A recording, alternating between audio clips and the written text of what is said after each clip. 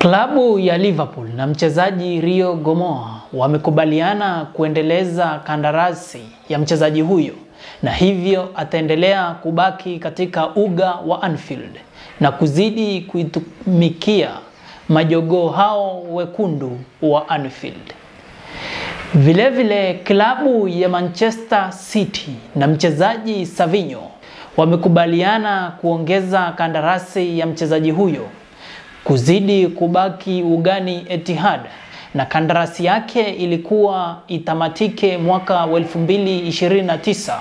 Sasa wamekubaliana kuiongeza hadi mwaka 2031. Ikumbukwe mchezaji Savinho alikuwa anatakiwa zaidi na klabu ya Tottenham katika majira ya uhamisho wa joto yaliyokwisha.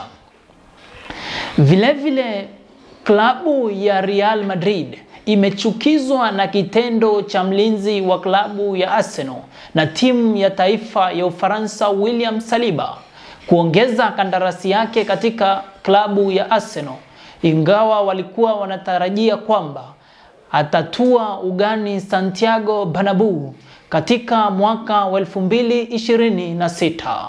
Klabu ya Manchester City itakuwa inawakaribisha Ryan Aït-Nouri, Ryan Cherki, Abdikodir Kusanov na mshambulizi Omar Mamouche ambaye aliumia akiwajibikia timu yake ya taifa dhidi ya mchuano kati ya Misri na Burkina Faso.